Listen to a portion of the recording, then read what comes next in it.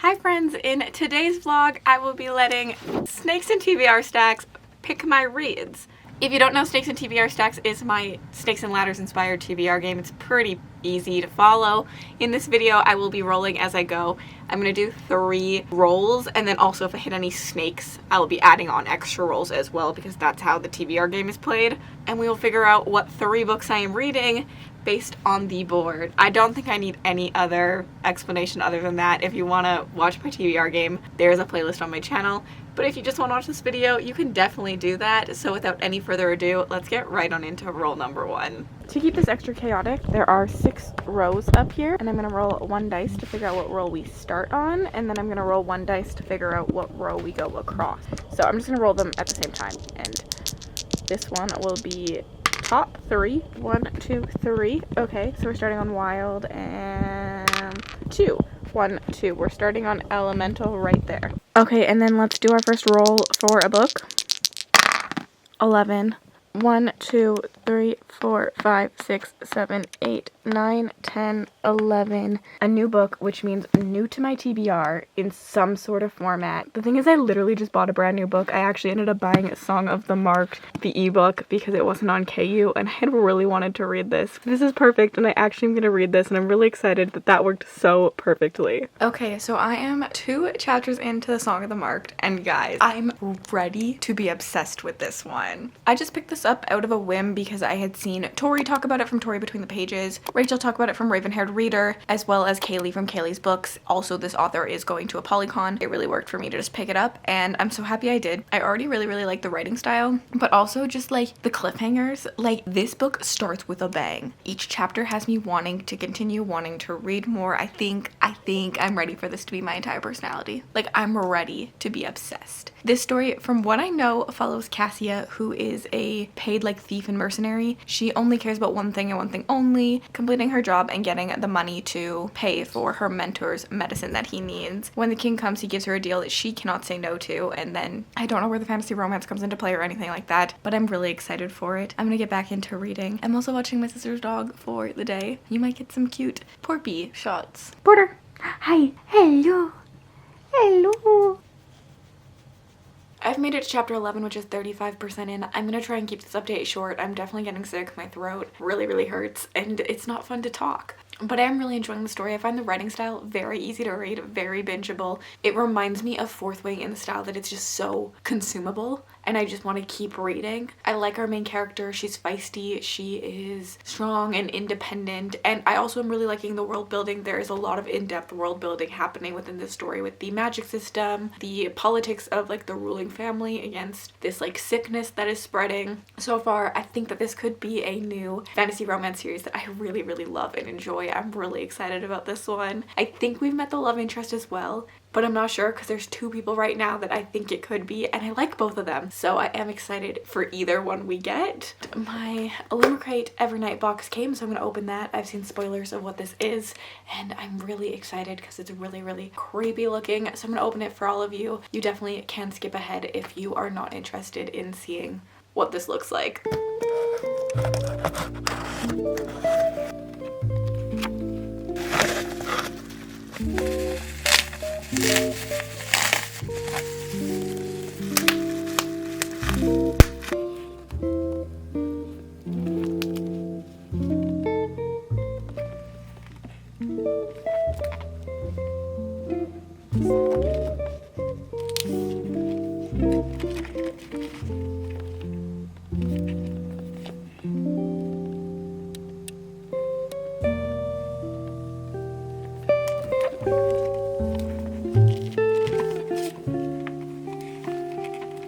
Made it about 50% into the Song of the Marked, and I have to say I'm not obsessed with it. I thought it was going to be like 5 stars, really obsessed, binge read this really quickly from like those first few chapters, but the more I've gotten into it, the more I've kind of lost my love of it. I still am really enjoying it. I'm still sitting around a 4 star, so like it's not that I'm not like having a good time, but I'm definitely being a little nitpicky with some things. I think the relationship has started just a little too fast for me. Not in terms of them like actually getting together, but like she's really into him him and it's like clear and it's kind of bothering me. In one sentence, he'll be the worst thing ever, and in the next sentence, she's like, I just want to kiss him and love him and give him my entire soul. That back and forth is just very jarring to me, and I would like to see a slow burn conversion from one to the other. You can say that he's hot and notice his like physical attraction, but I feel like her feelings go like above and beyond just physical attraction at this moment in time, and I like haven't felt that connection grow. However, I really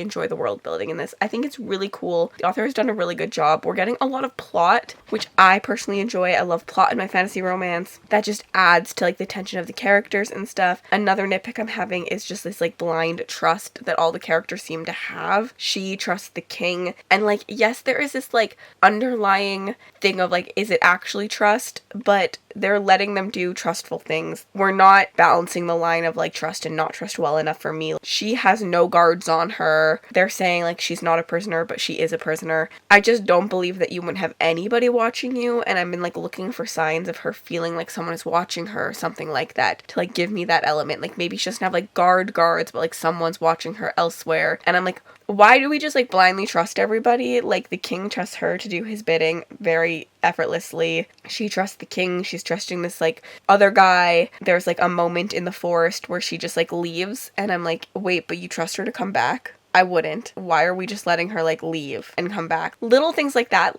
logically don't make sense to me are bringing my enjoyment down, but I feel like the way I talk about it, it doesn't seem like I'm having that much fun. Overall, I'm still having a lot of fun with it. I'm enjoying the banter between our two love interests, and I'm really liking this world building, the magic system, the politics, all of that, and I think it's really going to expand across books. So overall, I'm still having a good time, but I'm just nitpicking a little bit. Oh, my voice. Being sick is the worst.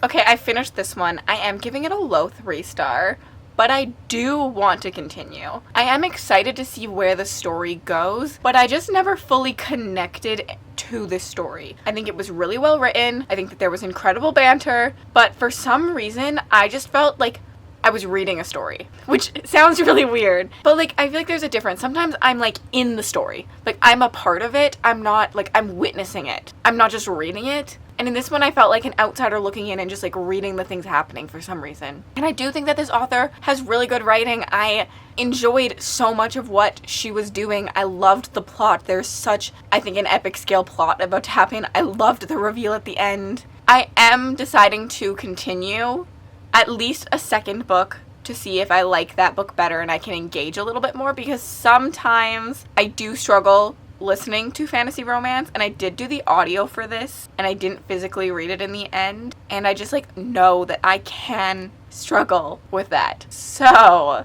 maybe it's a me problem and not a book problem. So I think I'll try to physically read the next book, especially because I've heard that the audio and the physical book have like differences in them. It sounds like the physical book was updated at some point, but the audiobook never was. So I think I will physically read the second book in the series, and if I'm not engaged then, I won't continue, but I am willing to give it that just because I know, like, for some reason, fantasy romance in audio format doesn't always work for me. It has, and it can, but I definitely prefer to physically read my fantasy romance, and I'm wondering if that was a case for this one, because there's so many strong points to it. Let's get on to the next roll. Okay, let's do our second roll. 4. 1, 2, 3, 4. Backlist. This actually works perfectly. I know exactly what book I'm going to read because it is backlist, and it's also for Backlist Book Club. Okay, I will be starting my reread of Holy Sister for this. We do have the live show this Sunday, and I'm currently pretty sick. I feel like I'm trying to hide it quite well in the vlog. I'm not doing so well, but I do need to get this done because I don't want to have to reschedule the live show, but like I might be rescheduling the live show. I'm going to start that tonight, and we're going to make a dent in it. It is the shortest of the trilogy. It's also my least favorite in the trilogy, but I still love it with like all of my heart.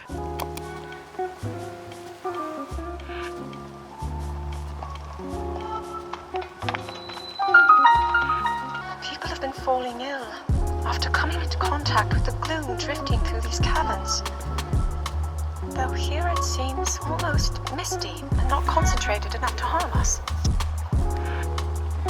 We'll keep going. I'm sorry I didn't update you very much on this one. It was a reread for me, which I think it's just very hard for me to talk about rereads because I don't know what to talk about. because I already know my feelings on things. I already know where my feelings are going, and nothing changed with Holy Sister. I felt the exact same way this time reading it as I did the first time around reading it. I love this series. I love the conclusion. I love seeing everything wrap up and all the threads be intertwined and seeing like just like everything come together. And I think Holy Sister does do that very well, but it's too short. It is far too short. It gets a 4-star from me. Got a 4-star last time. It is my least favorite in the series. I love the dual timeline of it. I love the mystery between present day and past and having those meet up at one point. I love seeing Nona care so much about her friends. I love seeing Nona be a hero because it's truly what she is. And I just love Nona in general. I cry in this book when something happens, and I love this series so much and I want more people to read it. But this is the weakest in the series, and I will say probably only because it is so short. If we had had 100 more pages, I think that this could have been the best one in the series, because there's so much that is perfection in this book for me, seeing everything come together so perfectly. And you feel, I think, very fulfilled by the ending of this. Even though there's a lot of unanswered questions, but I will say, if you have read this, if you have finished this, pick up the Girl in the Ice series, because although it is not a sequel, although it is not required to read this before that one adds like so much to like the overall world building in my opinion, and it's just so fun to see all the connections. I read book 1 and 2 in that series, and I highly recommend it. Book 2 was just perfection in that series. So definitely, if you liked the Book of the Ancestor, do not sleep on the Book of the Ice. Pick the Book of the Ice up right now. Okay, I'm pretty sick, but let's do another roll. Last time we ended on backlist, so roll 3, 4, 5, 6. 1, 2, 3, 4, 5, 6, 8 seasonal read. I have decided to start Black Sheep for my seasonal prompt, as it's still like spooky season to me, even though it's November. I still love to read horror. I think this is pretty seasonal around this time. I'm buddy reading this with Mel and Lexi and Kaylee. I am a chapter in. I'm just starting chapter 2, and already I'm really liking the writing style. I find it very relatable. The serving stuff brought back so much serving trauma. Like, if you've worked in the serving industry, the first like couple pages of this, the trauma that you just went through with this girl is so real. I'm really liking it. I don't really know a lot about this. I will update you probably like halfway through with a synopsis. I just know there's something about a cult in it, and that's it. And I just like love this cover. The pink is so pretty, which is like the black and like the speckles. It's so good. Also, Mickey, of course, looking cute. Somebody needs to teach me how to like relax when I'm sick and just like not vlog, because then we end up with vlogs like this where I look and I sound really sick, because I am really sick. The problem is I don't like to be bored, and I read a lot while I'm sick. I am a third of the way through Black Sheep, made it to chapter 6. This is my first Rachel Harrison, and I don't really know what to expect because I've heard she's a little bit more like literary horror. I don't really know if literary horror is for me. I don't think I've tried one before, so like I am excited, and so far I'm really enjoying this. Vibes are quite spooky. I like the like decorations in the house. I think they're adding to like the spookiness. I like the tension that's happening between her and her family. I like those themes of leaving a family and a system and things like that, and I really am enjoying this so far. I really like our protagonist. I think that she is relatable in the way that she looks down upon herself and society. I wonder if we'll see some change and growth within her as the story moves on to where maybe she doesn't look so down upon herself. Definitely the feelings she's having of like the world and stuff are relatable in a sad way. I'm really enjoying this. I don't really want to tell you what it's about yet because I'm still really gross and sick, and I just want this clip to be over. When I get 2/3 of the way in, I will probably update you with what it's about. Hopefully I'll be feeling better by then.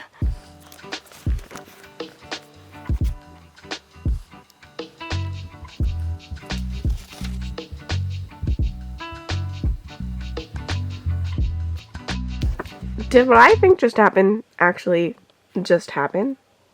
This book is a whirlwind. Essentially, we're following a main character who is part of a cult. She grows up in a cult and she decides to leave it, but when she gets an invitation to her first love and her best friend's wedding, she decides to go back and see the wedding. And this obviously brings up like trauma and memories because she grew up in a cult and she's been escaping this cult for the past like 6 years. And the cult is interesting. And what just happened? Very interesting. I'm giving Black Sheep 4 stars. I had a really fun time with this story. I think Rachel Harrison's writing is deep but funny. I loved her humor. It was like not campy humor. It wasn't over the top humor, but a lot of the things that happened and things she said were funny, and I loved being able to like laugh along in this like dark situation. Like obviously what's happening here, they're in a cult. There are like dark moments happening. You feel like you shouldn't be laughing, but it's written to make you laugh. I think that that is really beautiful because it is a humor I enjoy, where we can laugh sometimes when we're uncomfortable, when we're feeling like things are depressing and things like that. That is my style of humor.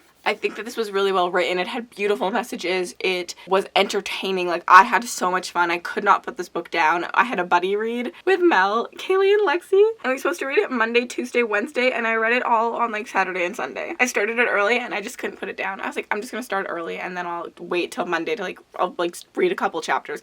No, I could not put it down. I definitely will be trying more from Rachel Harrison. I'm really excited. I loved this. This is definitely high recommended. It was just a fun, easy, but deep story. Like, I don't know how else to explain it. Like, I had so much fun, but this has such a deep message to it as well. I loved her characters. I thought she was very relatable, even though, like, I've never been in a cult. I've never experienced what she's experiencing, but I still could relate to a lot of her feelings about things. I thought that even though it got nonsensical at times, I still felt it was logical and felt the emotions our characters were going for. And there's a scene in this where I literally like gagged. I was like, oh, this is disgusting. I knew it was coming, but I just like, well, it was something, and I loved it. I loved it for being something. This situation was truly effed up, but in the best way possible, because it made an incredible book. I literally have The Return sitting next to me. I'm like, when can I read this? I need to read it because that was so good. I